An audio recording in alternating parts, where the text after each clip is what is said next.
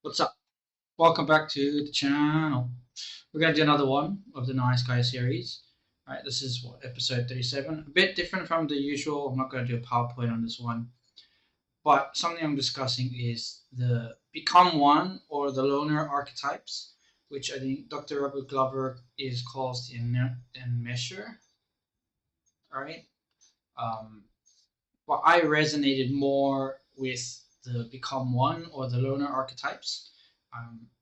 It made more sense to me if I put it in this way. So, previously we looked at the co-creating the relationships or a toxic relationship, right, where the intimacy doesn't work, and this ties back into what I call the Become One and the Loner Archetypes. As I said, like here we go. Dr. Glover calls it the enmesher and the avoider. But as I said, I resonate more with the Become One or the Loner archetypes. So if you want to use the Dr. Glover's one, the Nasher is the Become One, and the Avoider is the Loner archetype. So, and through these two archetypes, nice guys try to balance their intimacy in their relationships. So, at the start of my experience, at the start of my relationship with my wife, I was the Become One archetype. But before we go into that, let's take a look at what actually are the two archetypes. So let's start with the Become One archetype, right? So the Become One archetype basically makes his wife or his LTR the center of his universe, right? Everything starts and ends with her. She comes first before anything else. Work comes second. Friends are out. You give up your friends. Hobbies, you don't have hobbies. What hobbies? You've cancelled everything, right? Your world revolves around your wife. She is your everything. That is the Become One archetype. Then you have the Loner archetype. Or no, sorry. So with the Become One archetype, whatever it takes to make her happy, you will do. You will sacrifice yourself just to make her happy. You're basically an empty emotional void, or you have one inside you, and you try filling it by sucking in your partner, right? You use your partner to try fill that void inside you, which doesn't work.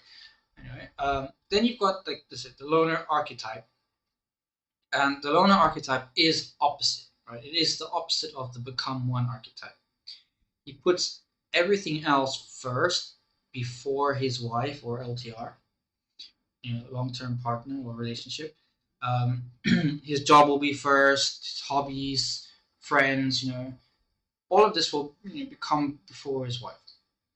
And the key with the Loner archetype is he is a nice guy to everyone else, right? Except his partner, except his wife. He isn't a nice guy. He appears like the nice guy to the outside world. The Loner archetype operates under this massive covert contract that he is a nice guy, so his wife or his partner or his LTR should be available emotionally, whatever, to him whenever he wants, right? And always available because of his massive covert contract he has with the world. Like he is the nice guy, so therefore his wife should be available. And at this point in my life, it's actually hard to say where I fall on these two archetypes. In my opinion, they are kind of interchangeable over time. Like when I started dating my wife, I was over the top, Become One archetype. But as I started, this journey 5 to 6 years ago, I have switched between them. I've overcorrected and switched from Become the One to the Loner archetype. Then I ran into some problems again and had to adjust and make some changes, and then I went back to the Become One archetype. So with building and trying to overcome all of the programming I have had since early childhood, I'm in a better spot now. Obviously, I'm healthier, building a better future, and I'm I'm more aware of my surroundings and how I'm lacking in areas of my life a little bit more. And every day I'm getting better equipped to deal with these in our relationship or in my life. Um, as I said, the point of this channel is to become what I need to become to fix all my problems. Not fix, but to deal with them. So it's starting with the nice guy, and I'll go basically it's becoming a sovereign, respected man is the end goal, right? So you become better equipped, and but these two nice guys archetypes, or the become one, or the loner archetype, prevent any real kind of intimacy in your relationship. It provides a bit of safety for the nice guy because he doesn't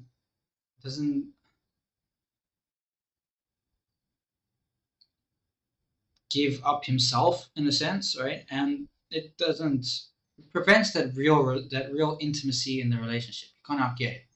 So it provides this barrier, this wall, right? This force field around you that no one can get in. But at the same time, it's a double-edged sword because no one can get in, so the nice guy doesn't get that intimacy that he really craves, that he really wants. So I would say, as I'm saying, I'm still on this journey, but I would say the real you want to be kind of a mix of both in a sense. Like you want to have a balance, not a balance, but you should kind of balance these two out to level the playing field. Like you don't want to be the nice guy to everyone else and not to your wife. You don't want to be the become one. You want to have the overall both archetypes to one, right? So you're nice to other people. You keep your friends. You have your hobbies. You have your life outside of your wife. But at the same time, you don't exclude your wife. Um, I think that would be the ideal situation to aim for. And as I say, I'm still growing, I'm still learning, so opinions or knowledge changes. But from what I can see so far from my research is that the ideal would be combining them to become a sovereign man. But yeah, so someone who is in charge of their life can deal with their stuff. Um, that's it for this one. I think this one's a bit short, but that's good. Um, yeah, let me know what you guys think down below. And maybe tell me, what side do you think you fall? Do you fall on the loner archetype? Do you fall on the become one archetype? Yeah, let me know what you think down below. Thanks for tuning in. That's this episode, and see you on the next one. Cheers.